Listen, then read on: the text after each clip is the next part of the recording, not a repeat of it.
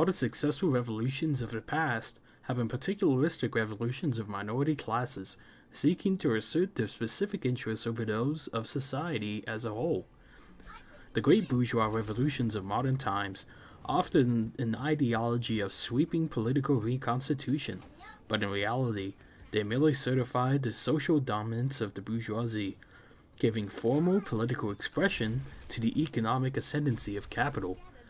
The lofty notions of nation, the free citizen, of equality before the law, concealed the mundane reality of the centralized state, the atomized, isolated man, the dominance of bourgeois interest.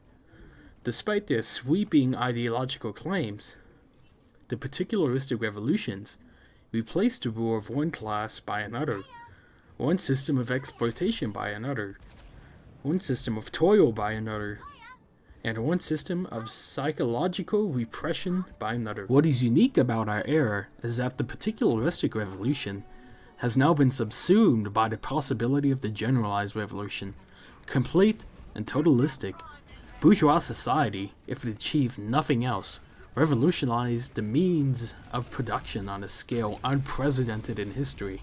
The technological revolution, culminating in cybernation, has created the objective, quantitative basis for a world without class war, exploitation, toil, or material want.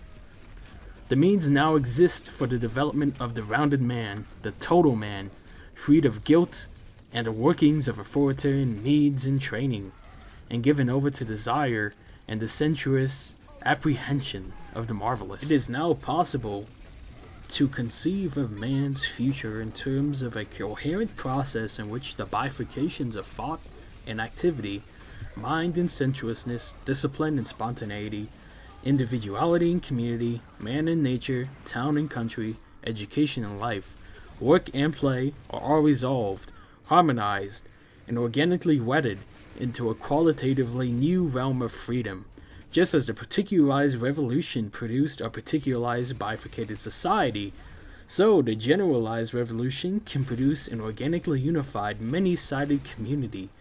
The great wound opened by the propertied society in the form of the social question can now be healed. That freedom must be conceived of in human terms, not in animal terms, in terms of life, not of survival, is clear enough. Men do not remove their ties of bondage and become fully human merely by divesting themselves of social domination and obtaining freedom in its abstract form. They must also be free concretely, free from material want, from toil, from the burden of devoting the greater part of their time, indeed the greater part of their lives, to the struggle with necessity. To have seen these material preconditions for human freedom, to have emphasized that freedom presupposes free time, and that material abundance for abolishing free time as a social privilege is the great contribution of Karl Marx to the revolutionary modern theory. By the same token, the preconditions for freedom must not be mistaken for the conditions of freedom. The possibility of liberation does not constitute its reality. Along with its positive aspects, technological advance has a distinctly negative, socially regressive side. If it is true that technological process enlarges the historical potentiality for freedom, it is also true that the bourgeois control of technology reinforces the established organization of society in everyday life.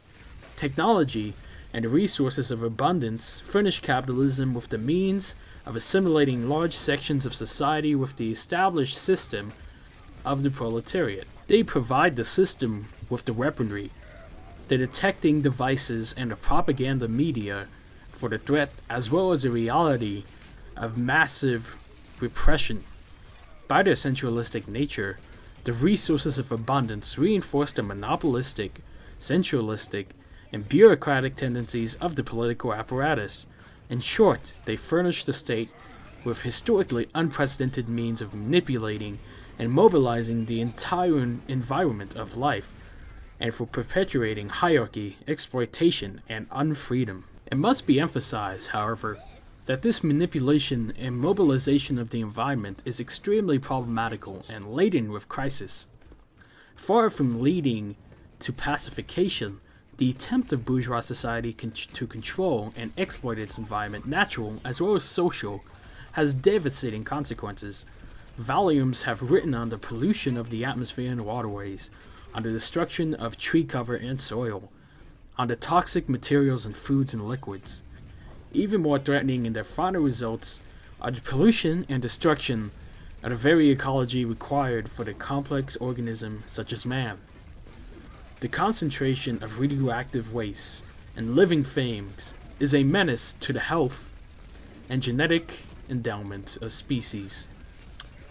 Worldwide contamination by pesticides that inhibit oxygen production in plankton or by the near toxic level from gasoline are examples of enduring pollution that threatens the biological integrity of all advanced life forms, including man.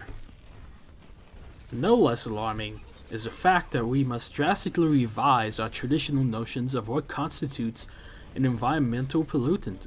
A few decades ago, it would have been absurd to describe carbon dioxide and heat as pollutants in the customary sense of the term, yet both may well rank among the most serious sources of future ecological imbalance and may pose major threats to the viability of the planet. As a result of industrial and domestic combustion activities, the quantity of carbon dioxide in the atmosphere has increased by roughly 55% in the past 100 years, and may well double by the end of the century. The famous greenhouse effect, in which increasing quantity of gas is expected to produce, has been widely discussed in the media. Eventually, it is supposed the gas will inhibit the disposition of the world's heat into space, causing a rise in overall temperatures which will melt the polar ice caps and result in the inundation of vast coastal areas. Thermal pollution, the result mainly of warm water discharged by nuclear and conventional power plants, has a disastrous effect on the ecology of lakes, rivers, and estuaries. Increases in water temperature not only damage the psychological and reproductive aspects of the fish, they also promote the large blooms of algae that have become such formidable problems in the waterways. And that, comrades, is just one part of the many more parts to come about the rarity of memes and the dankness of that boy, as well as a frog who is green and can talk. That frog, you may ask, is called Nihi. Nihi, not Pepe, is the actual name of that frog. Seize the means of production, comrades, and fight for that boy, for he will liberate us from the bourgeoisie. Do not forget to subscribe to this channel for more nonsense that makes absolutely no sense. Thank you for clicking on this video expecting something, but getting a post-scarcity anarchism lecture instead. Have a good day, comrades. Have a good day.